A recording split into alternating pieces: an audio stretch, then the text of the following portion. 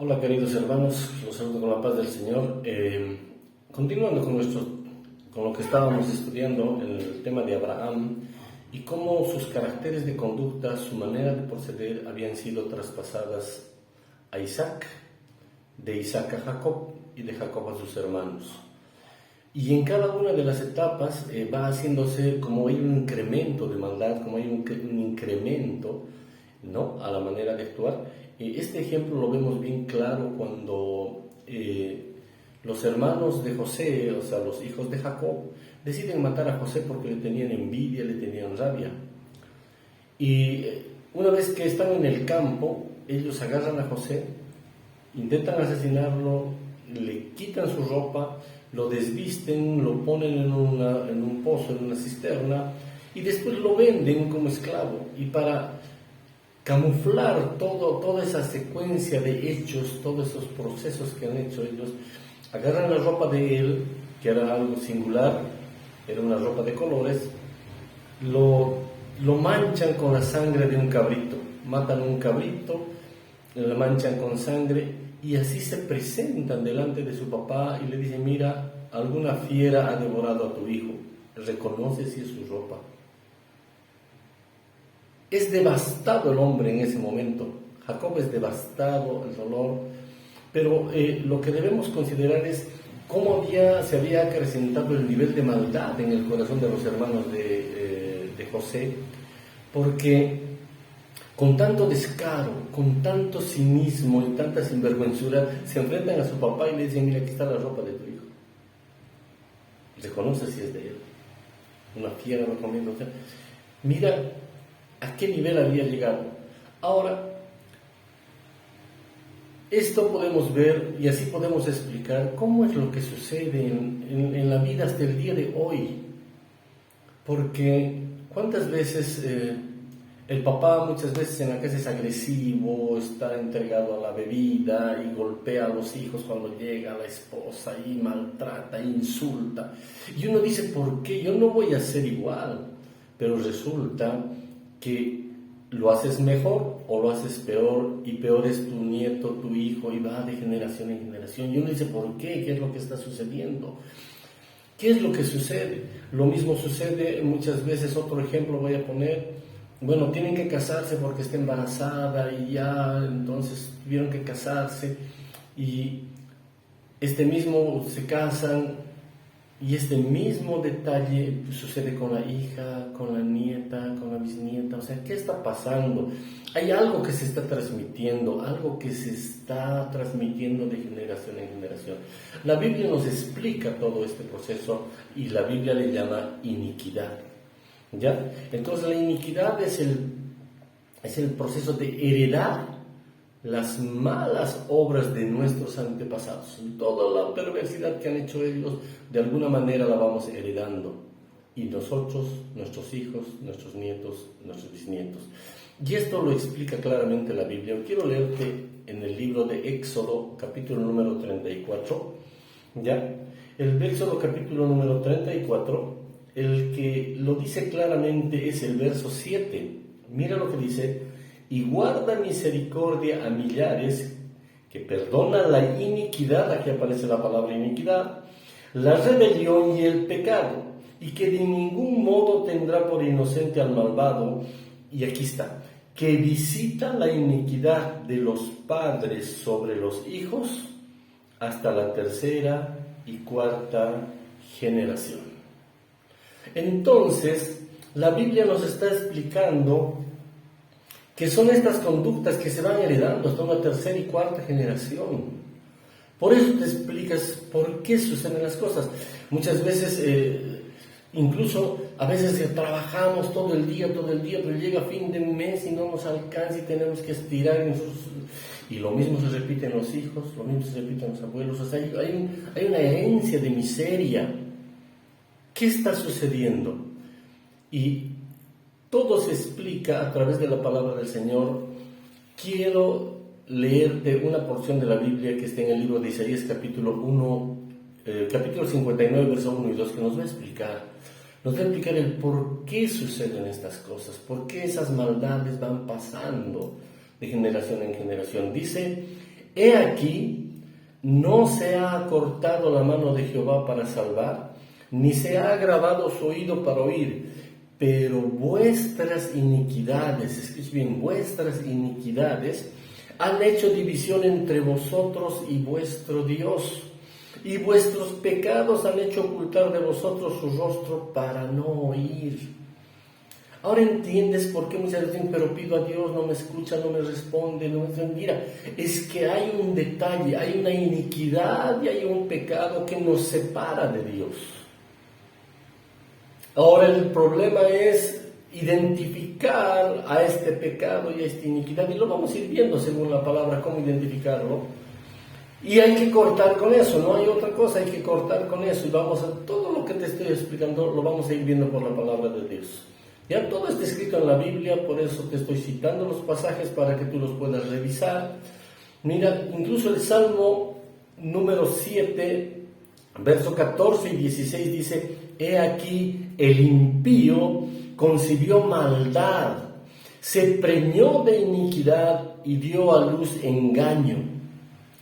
¿Cuántas veces engañamos de una, de otra manera, mentimos? ¿Dónde estabas?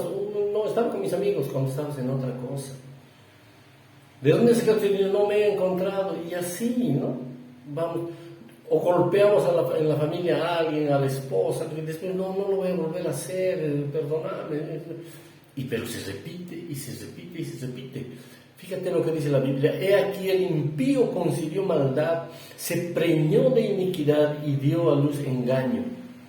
Pozo acabado y lo ha ahondado, y en el hoyo que hizo caerá. Y aquí fíjate lo que dice, su iniquidad volverá sobre su cabeza y su agravio caerá sobre su propia coronilla. O sea, todas las cosas que hacemos en esta vida, ya, todas las cosas que hacemos van a traer consecuencias. Todas las decisiones que tomamos, sean buenas o sean malas, van a traer sus consecuencias. La Biblia dice, todo lo que el hombre siembre, eso también segará. Entonces, si siembras maldad, vas a cosechar maldad. ¿Cuántas veces vemos a los jovencitos aprovechándose de las chicas, tienen relaciones, las embarazan y las dejan? Y las olvidan. Y las repudian.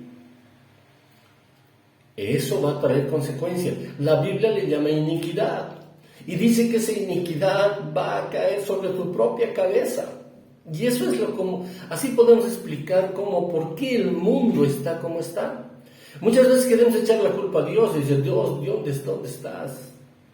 ¿Por qué, si Dios es tan bueno, permite todas estas cosas?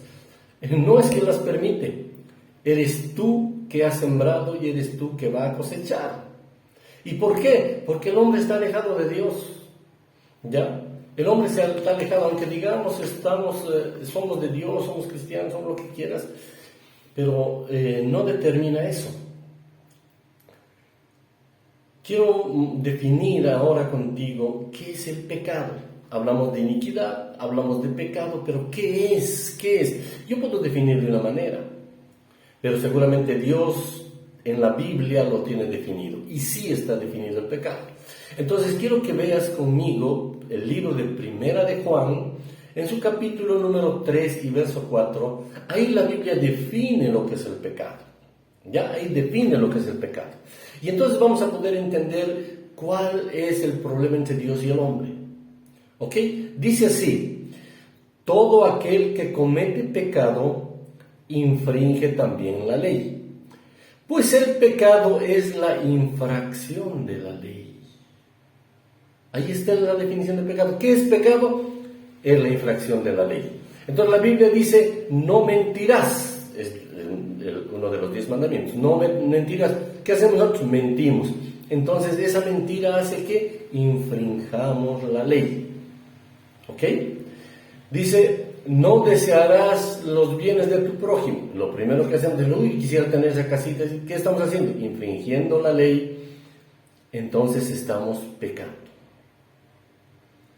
No engañarás, lo primero que hacemos es engañar, sea al esposo, al hijo, dile que no estoy cuando nos vienen a cobrar algo, estamos engañando.